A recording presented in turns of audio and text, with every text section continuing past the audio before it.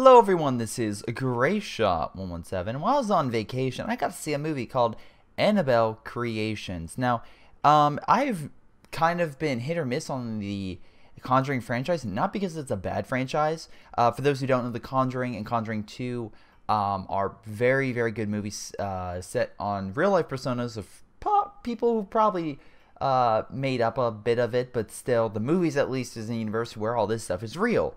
And they're really well done, and I love the leads. They are very well, again, the acting is great, the story is very interesting and dynamic, and overall the effects and scares are superb.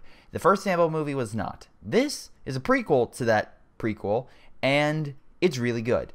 I wouldn't say fantastic, but I would still say a very good horror movie.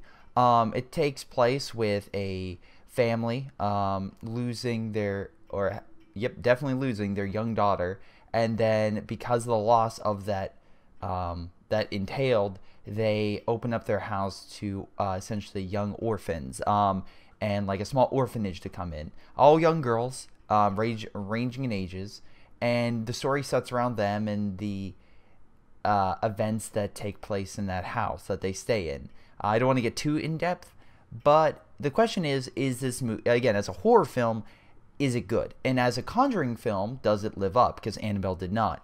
Creations does. Creations is unique in the sense that it is a prequel that is better than, or like a sequel, because Annabelle Creations is better than Annabelle, which is kind of hard to do in a horror movie, that increase the quality instead of decreasing. But Conjuring did the exact same thing. Conjuring 2 is a very good film. Very good. The only reason it wasn't on my top 10s list of last year was because I had to walk out in the last 20 minutes. And I didn't have a chance to see the last 20 minutes until, like, this year. And if I would have saw it, I've been like, yeah, that probably would have at least made honorable mention. Now, the question is Annabelle Creation, does it throw an interesting spin on something, on a horror genre or something along those lines? Not necessarily. It's just really well done. It doesn't necessarily bring anything new, I would say. There's no interesting scare, interesting formula. There is interest. It sets up the universe, absolutely, for the Annabelle doll and explains what's going on with that.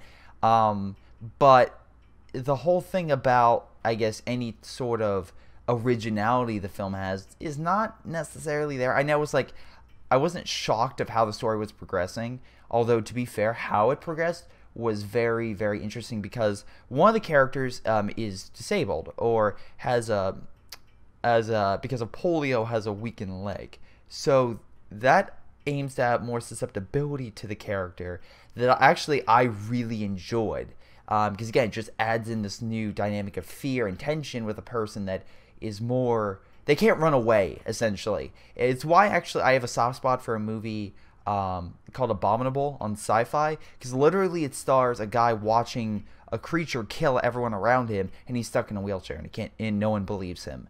And that I really enjoyed. That is an interesting dynamic that brings up some cool, interesting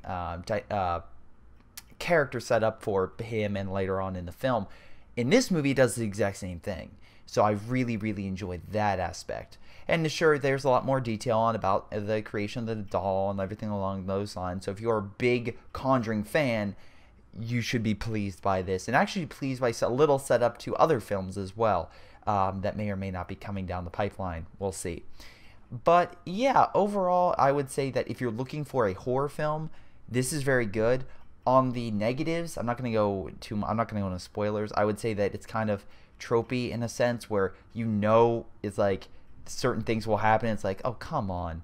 That being said, I wasn't expecting to get as dark, but then also it's funny because it gets dark, but then it doesn't get as dark as you think it's gonna get. And I was like, so it's like you say you're going there, but you don't go all the way, and that was a little bit kind of weird. It's still a very I would say a good film, and I would give it probably a 3 out of 5 stars.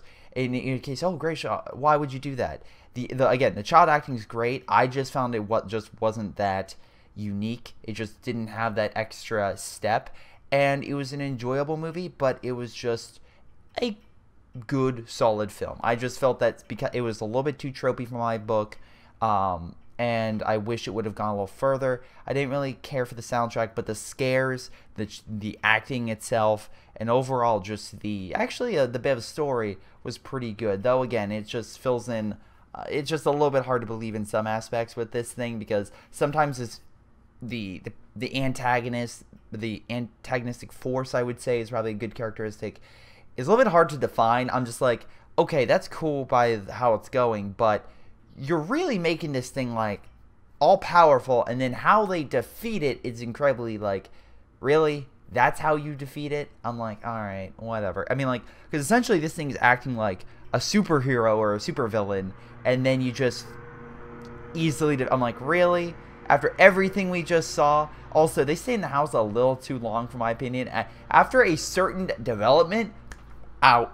I would have left that place. I don't care if I'm going on a wheelchair and I'm just going down. Peace out. I'm not going back. But in any capacity, that's what I think of Annabelle Creations. What do you think? Put down in the comments below. But again, I think it's a good film that you should go check out if you're into horror films right before it comes out. And yes, I will be seeing it with 151. In any case, this has been Greyshot117, and I'll see you all next time. Thanks for watching.